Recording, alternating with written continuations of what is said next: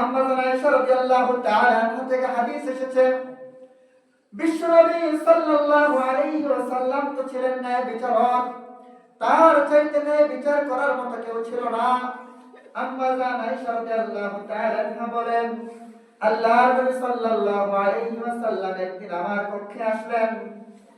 বিশ্বনবীর যতগুলো স্ত্রী ছিল, প্রত্যেকটা স্ত্রীর সাথে কোন দিন কার সাথে সময় কাটাবেন, কোন দিন কার ঘরে থাকবে, কোন দিন কার সাথে কি উদযাপন করবে, বিশ্বনবীর সব কিছু ছিল প্ল্যান করা। আজকে যদি আয়েশার ঘরে, তাহলে তারপরের দিন আরেকজনের ঘরে, তারপরের দিন আরেকজনের ঘরে, এইভাবে বিশ্বনবী সাল্লাল্লাহু আলাইহি ওয়াসাল্লাম সময়কে বন্টন করে নিতেন। কিন্তু সেই দিন আয়েশা রাদিয়াল্লাহু তাআলা আনহার ঘরে থাকার কথা ছিল, কিন্তু আম্মা জান আয়েশা রাদিয়াল্লাহু তাআলা আনহা তাকায় দেখেন বিশ্বনবী আমার ঘরে এসেছিলেন। আসার পরে আমি ঘুমিয়ে গিয়েছি। ঘুম থেকে যখন টের পেয়েছি, মধ্যরাতে যখন আমার ঘুম ভেঙে গেল, আমি তাকায় দেখলাম আমার বিছানার পাশে আমার নবীজি নাই। আমি চিন্তিত হয়ে পড়লাম। আমার নবী বিশ্বনবী মুহাম্মদ সাল্লাল্লাহু আলাইহি ওয়াসাল্লাম মধ্যরাতে কোথায় চলে গেলেন? আমি বিশ্বনবী সাল্লাল্লাহু আলাইহি ওয়াসাল্লামকে খুঁজতে শুরু করলাম। হাদিসের ভিতরে এসেছে, আম্মা জান আয়েশা বলেন, ফামাদাতু রাসূলুল্লাহ সাল্লাল্লাহু আলাইহি ওয়াসাল্লাম লাইলাতান ফাখারজতা ফাইযা হুয়া বিল বাকিয় রাফিউন রাসাহু। আমি যখন হাঁটতে হাঁটতে চলে গেলাম জান্নাতুল বাকির কাছে, জান্নাতুল বাকির কাছে গিয়ে দেখি আমার আপনার নবী বিশ্বনবী নবী মুহাম্মদ মুস্তাফা সাল্লাল্লাহু আলাইহি ওয়াসাল্লাম জান্নাতুল বাকির পাশে দাঁড়ায়া আসমানের দিকে তাকায়া আল্লাহর কাছে কান্নাকাটি করে। সুবহানাল্লাহ। তিনি যখন আল্লাহর কাছে দোয়া করছেন, আসমানের দিকে তাকায়া বলছেন, আসমানের রবের সাথে কথা বলছেন, আমি এমন সময় বিশ্বনবীর কাছে পৌঁছালাম। তিনি বললেন, ফাকালা, তিনি বললেন, ও আয়েশা, তুমি কি মনে করেছো তোমার সাথে আল্লাহ এবং আল্লাহর নবী প্রতারণা করবে? তোমাকে কি ধোঁকা দিবে? তোমার সাথে তোমার সাথে যে প্রাণ ছিল, যে কথা ছিল, সেই আমানতের খেয়ানত করবে, সেই কথাকে ভঙ্গ করবে? তুমি কি এমন কোন ভয় পেয়েছো? আম্মা জান আয়েশা বলেন, ইয়া রাসূলুল্লাহ, আমি মিথ্যা বলবো না, আমার কাছে সত্য সেটাই। প্রত্যেকটা মহিলা তার স্বামীর ব্যাপারে ভালোবাসা থাকে, প্রত্যেকটা মহিলা চায় তার স্বামী তার কাছেই থাকুক। আজকে যেহেতু আমার কাছে আপনার থাকার কথা ছিল, আমি যখন আপনাকে দেখতে পাইলাম না, আমি চিন্তিত হয়ে গেলাম।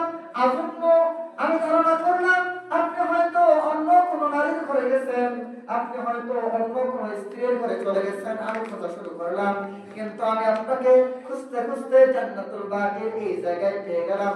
জান্নাতুল বাকির গোরস্থানে আমি আপনাকে পাইলাম।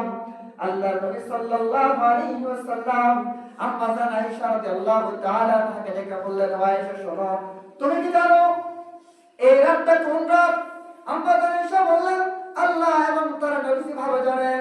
আয়েশা রাদিয়াল্লাহু তাআলা আনহা বলছেন, আল্লাহর নবী সাল্লাল্লাহু আলাইহি ওয়াসাল্লাম আমাকে জানালেন এই রাতটা এমন একটা রাত, এই রাতে আল্লাহ তাআলা এত বিপুল পরিমাণ মানুষকে ক্ষমা করে, বনু কাল গোত্রের বকরির মধ্যে যতগুলো পশম আছে, আমার আল্লাহ রাব্বুল আলামিন এই রাতে ততগুলো ইমানদার বান্দাদেরকে ক্ষমা করে দেয়। সুবহানাল্লাহ। কতগুলো? একটা গোত্র, ওই গোত্রে যতগুলো বকরি আছে, ওই বকরিতে যতগুলো পশম আছে, ততগুলো মানুষকে আল্লাহ তাআলা এই রাতে ক্ষমা করে দেয়। আল্লাহ রাব্বুল আলামিন এই রাতে সপ্তম আসমান থেকে আরশে আজিম থেকে দুনিয়ার জমিনে আসে, আরশে আজিমে থাকে না, বিষয়টা এমন না। আল্লাহ রাব্বুল আলামিন দুনিয়ার আসমানে আসে, দুনিয়ার আসমানে এসে মানুষকে ডেকে বলে, আলা মিন মুস্তাগফিরিন লাহু, আলা মিন মুস্তাগফিরিন ফাগফির লাহু। আজ কি কেউ ক্ষমা চাইবে, আমি তোমাদেরকে ক্ষমা করে দিব। কাজা ওয়া কাজা। আল্লাহ রাব্বুল আলামিন বলেন, তোমরা কি কেউ কি আছো আমার কাছে আজকে রিজিক চাইবে, আমি তোমাদেরকে রিজিক দিব? আছো কি কেউ তোমরা আমার কাছে আজকে তোমার সম্পদ চাইবে, আমি তোমাদেরকে সম্পদ দিব? আছো কি কেউ তোমরা তোমাদের কাছে আজকে তোমাদের জন্য বরকত আমি করে দিলাম? কেউ কি আছো তোমরা বরকত চাইবে, আমি তোমাদের বরকত দিব, আমি তোমাদের রহমত দিব?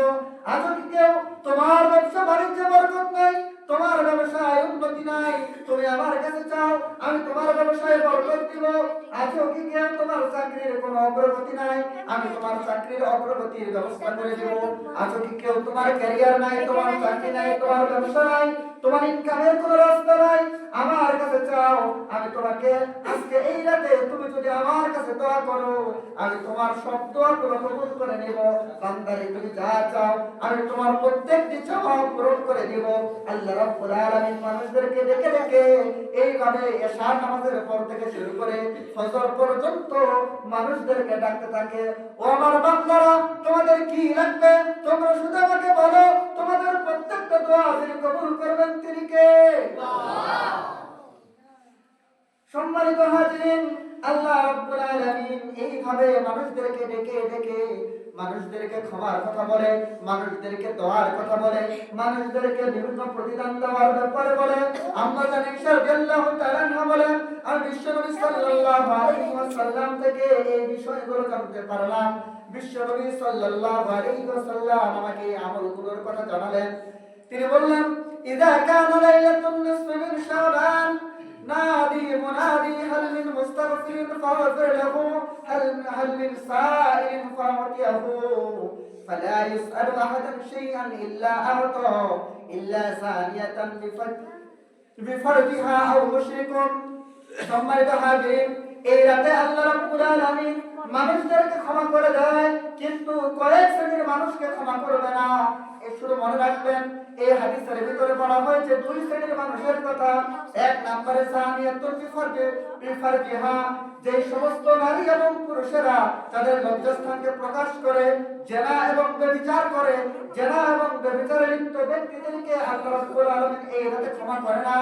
দুই নম্বরে আল্লাহ রাব্বুল আলামিন বললেন আওমিন মুশরিকিন, যারা শিরকের সাথে লিপ্ত থাকে, আল্লাহ রাব্বুল আলামিন এই শ্রেণীর মানুষদেরকে ক্ষমা করে না। আবার অন্য একটা হাদিসের ভিতরে এসেছে ওয়ায়াতরুকু আহলুদ দাইন, যাদের মনে হিংসা বিদ্বেষ থাকে, যাদের মনে পরস্পর কাতরতা থাকে, যাদের মনে অন্যের ব্যাপারে ঘৃণা থাকে, তাদেরকে আল্লাহ রাব্বুল আলামিন ক্ষমা করে না। আরেকটা হাদিসের ভিতরে এসেছে যারা এই ব্যাপারে আত্মহননকারী, যারা তাদেরকে ক্ষমা করে না। তাহলে ক্ষমা করে কাদেরকে? হাদিসের ভিতরে এসেছে ফায়াগফিরু লিল মুমিন, মুমিন বান্দাদেরকে আল্লাহ তাআলা ডেকে ডেকে ক্ষমা করে দেয়। সুবহানাল্লাহ। এই হাদিসগুলোর মোটামুটি সারাংশ এতটুকুই। কয়েক শ্রেণীর মানুষকে ক্ষমা করা হয় না।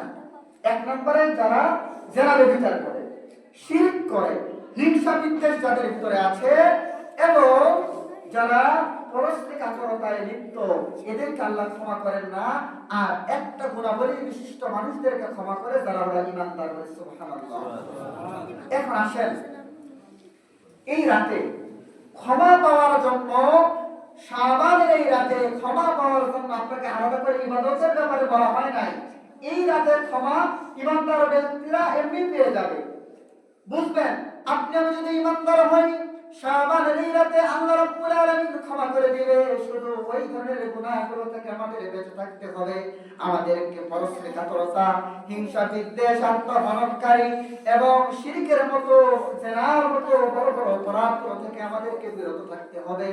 আমরা যদি এই ধরনের অপরাধগুলো থেকে বিরত থাকতে পারি, আমরা যদি এই ধরনের অপরাধগুলো থেকে নিজেদেরকে মুক্ত রাখতে পারি, আমরা যদি নিজেদেরকে ঈমানদার বানাতে পারি, তাহলে সারা ইবাদত করা লাগবে না, সারা ইবাদতের কোনো প্রয়োজন হবে না। এই গুণগুলো থাকার কারণে আল্লাহ রাব্বুল আলামিন আমাদেরকে এমনি থেকেই ক্ষমা করে দিবে। বলে সুবহানাল্লাহ। কিন্তু আমরা এই রাতে কেন ইবাদত করব? যদি এই রাতে ইবাদত করার প্রয়োজন নাই হয়, তবুও কেন ইবাদত করব? সম্মানিত হাজিরিন, একটা হাদিস এসেছে ইবাদত করার ব্যাপারে। ওই হাদিসটা দৈব হলেও আমরা ইবাদত করব এই কারণে, যেহেতু আমাদের ভিতরে হিংসার গুনাহ আছে, আমাদের ভিতরে পরস্পর কাতরতার গুনাহ আছে, আমাদের ভিতরে যতগুলো গুনাহ ধরন আছে, সব গুনাহগুলো আমরা কিন্তু করি। আর এই গুনাহগুলো থাকলে আল্লাহ মাফ করবে না, অন্যান্য গুনাহ মাফ করবে। এই গুনাহগুলো মাফ করার জন্য আমরা বেশি বেশি করে নফল ইবাদত করে আল্লাহর কাছে মাফ চাইবো। সুবহানাল্লাহ। বুঝছেন? এই রাতে নির্দিষ্ট করে ইবাদত করে দেওয়া নাই। এই রাতে এত রাকাত নফল পড়তে হবে, এত রাকাত ফরজ পড়তে হবে, এত রাকাত এটা করতে হবে, এইটা করলে হবে, ওইটা করা যাবে না, আমার এরকম করে দেওয়া নাই। ঈমানদার ব্যক্তিরা ক্ষমা পাবে। যার শিরকের গুনাহ নাই, জেনার গুনাহ নাই, হিংসার গুনাহ নাই, তারা ক্ষমা পাবে। কিন্তু আপনার আমার ভিতরে যদি শিরকের গুনাহ আছে, হিংসার গুনাহ আছে, আপনার আমার ভিতরে যেহেতু জেনার গুনাহ আছে, তাহলে আপনাকে আমাকে আল্লাহর কাছে কান্নাকাটি করে এই গুনাহগুলো মাফ করে দিতে হবে, বাকি গুনাহগুলো এমনিই মাফ করে। সুবহানাল্লাহ।